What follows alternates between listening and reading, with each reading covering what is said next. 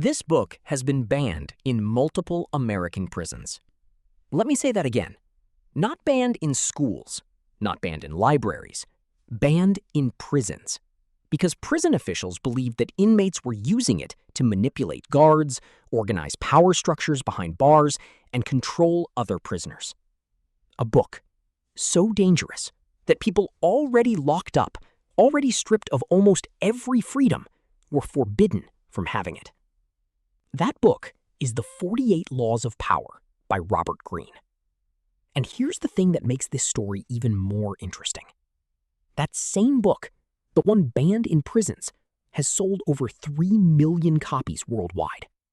It sits on the bookshelves of some of the most powerful people in business, entertainment, and politics. 50 Cent co-wrote a book with Robert Greene. Will Smith called it one of the most important books he ever read. It has been referenced by Jay-Z, Kanye West, and countless CEOs. So which is it? Is this a manual for manipulation and moral corruption? Or is it a brilliant guide to understanding how power actually works in the real world? Today, I'm going to give you the most honest answer I can. Because after reading this book twice, taking notes, studying the laws, observing how they play out in real life, I believe the answer is both. This book is both brilliant and dangerous. And understanding why, understanding exactly where the line is, might be the most important thing you take away from this video. Stay until the end, because I'm going to show you the 3 laws that will genuinely help you and the 3 laws that could destroy everything you care about if you apply them wrong. Let's get into it. First, let's talk about what this book actually is, because most people who have an opinion about it have never actually read it. The 48 Laws of Power was written by Robert Greene and published in 1998. Greene spent years studying history, reading about kings, queens, conquerors, politicians, seducers, and strategists across thousands of years of human civilization. And what he found, beneath all the different cultures, time periods, and personalities, were patterns, recurring strategies that powerful people used again and again to gain influence, protect themselves, and navigate the dangerous game of human social dynamics. He organized these patterns into 48 laws. Each law comes with historical examples, stories from figures like Napoleon, Queen Elizabeth I, Henry Kissinger, Sun Tzu, Machiavelli, and many others, showing how the law was applied, what happened when it worked, and what happened when it was violated. Greene's stated purpose was not to teach people to be evil. His purpose was to hold a mirror up to power, to show how it actually operates, stripped of all the polite language and comfortable illusions we prefer to believe. He wanted to write the book that nobody else was willing to write honestly. And that, right there, is the first reason this book is both brilliant and dangerous. Brilliant because understanding how power works is genuinely useful. Whether you want it or not, power dynamics exist everywhere. In your workplace, in your family, in your friendships, in every social situation you navigate. Understanding these dynamics gives you awareness. It lets you recognize what is happening around you. Dangerous because the same understanding that gives you awareness can also give someone else a playbook for manipulation. And the line between awareness and exploitation is thinner than most people are comfortable admitting. Let me make the case for why this book is genuinely brilliant. And I want to be fair here because the book deserves it. Reason 1. It tells the truth nobody else will tell you. Most books about success and influence are polished, comfortable. They tell you to be authentic, be vulnerable, be kind, and the world will reward you. And those things are true, to a point. But Robert Greene goes further. He looks you in the eye and says, the world is not always fair. Good intentions do not always protect you. Naive people get taken advantage of. And understanding how people actually behave, not how we wish they behaved, is essential for surviving and thriving in a competitive world. One of the most important laws in the book is Law 1. Never outshine the master. This law says, when you are working for or with someone more powerful than you, Be very careful never to make them feel inferior. Never show off your talents in a way that makes them feel threatened or overshadowed. Now, that might sound like cynical advice, but think about how many talented people have been fired, passed over for promotion, or pushed out of organizations, not because they were bad at their jobs, but because they made someone with more power feel insecure. This happens constantly, in every workplace, in every industry. Greene isn't telling you to suppress your talent forever. He's telling you to read the room, to understand that the person above you has feelings, insecurities, and ego, just like everyone else, and that managing those dynamics intelligently is part of navigating the world successfully. That's not manipulation, that's wisdom. Reason 2, the historical stories are extraordinary. Whatever you think of the laws themselves, the historical case studies in this book are some of the most fascinating, readable history you will ever encounter. Greene brings to life figures like Niccolo Machiavelli, Catherine the Great, Thomas Edison, P.T. Barnum, and dozens of others. He shows their brilliance, their scheming, their genius, and their catastrophic failures. And in every story, there is a lesson. Not always a comfortable one, but a real one. The story of how Thomas Edison systematically destroyed Nikola Tesla's reputation through a campaign of misinformation and public demonstrations of AC electricity being dangerous, that story alone is worth reading the entire book for, because it shows you something about human nature and competition that no business school will ever teach you. Reason 3, it teaches you to recognize when these laws are being used on you. This is perhaps the most underrated value of this book. You do not need to use these laws yourself to benefit from understanding them, because once you understand them, you start recognizing them everywhere. You recognize when someone is using Law 3, conceal your intentions, keeping their real agenda hidden while making you think you share the same goals. You recognize when someone is using Law 17, keep others in suspended terror, creating unpredictability and anxiety to keep you off balance and dependent on them. You recognize when someone is using Law 33, discover each man's thumbscrew, finding your psychological weakness and using it to control you. Once you see these patterns, you cannot unsee them, and that awareness is genuinely protective. Some of the most manipulative people in the world, toxic bosses, abusive partners, political demagogues, operate using principles that are described in this book. Understanding these principles does not make you manipulative. It makes you harder to manipulate. And in a world where manipulation is everywhere, that is a genuinely valuable thing. Now, let me make the case for why this book is genuinely dangerous. And I want to be equally fair here. Danger 1. It can turn you into someone you don't want to be.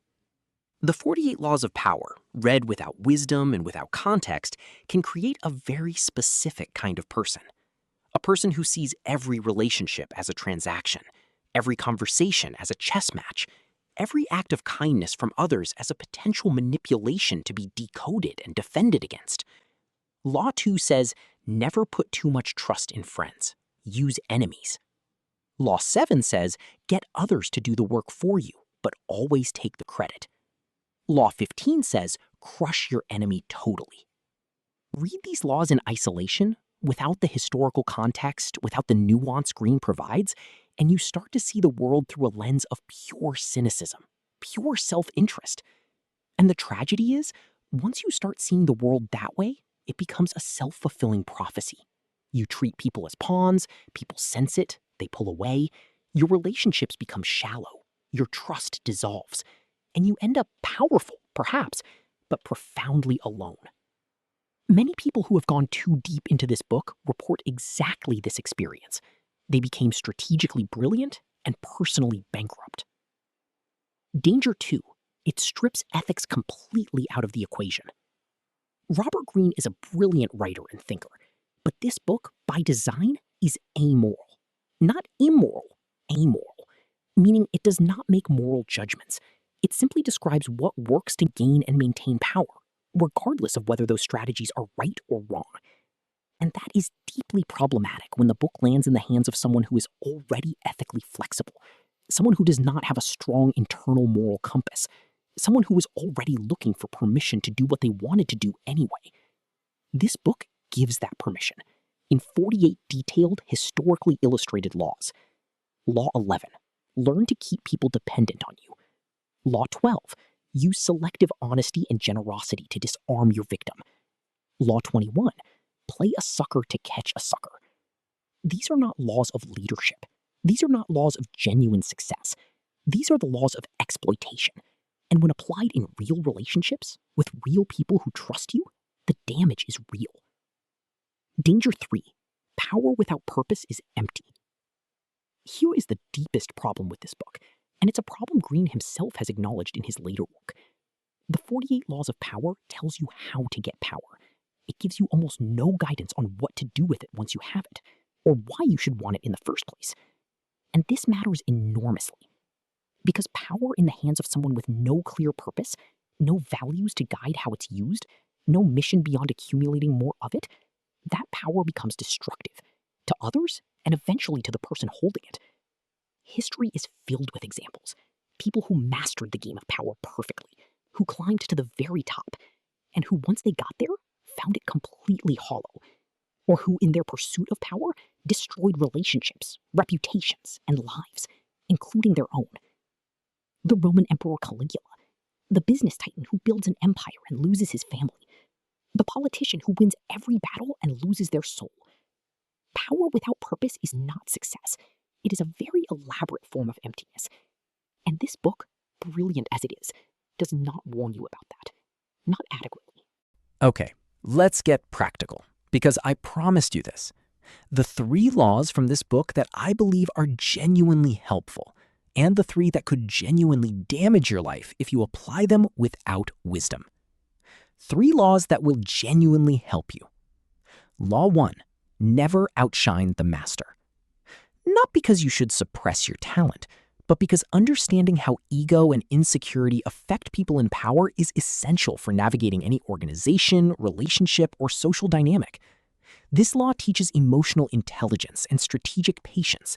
Use it. Law 5, so much depends on reputation. Guard it with your life.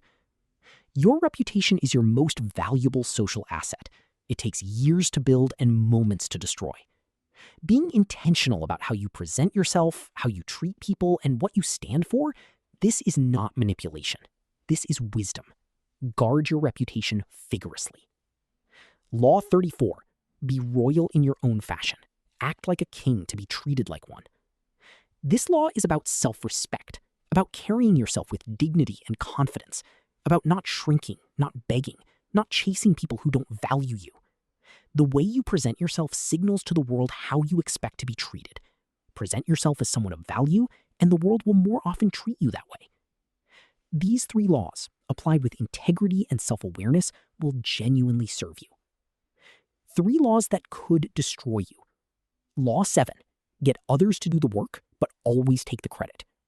This one is poison. In the short term, it might win you power.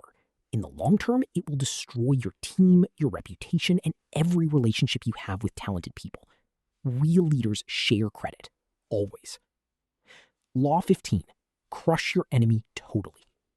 In a world where everyone is connected, where bridges matter more than victories, this law is catastrophic. The person you crush today may be exactly who you need tomorrow, or their friend, or their mentor. Never destroy people when you can simply move on. Law 2, never put too much trust in friends. Use enemies. Applied literally, this law will turn you into someone who is fundamentally incapable of genuine connection. And genuine connection is not a weakness. Research from Harvard spanning 80 years has found it is the single greatest predictor of a happy, healthy, and long life.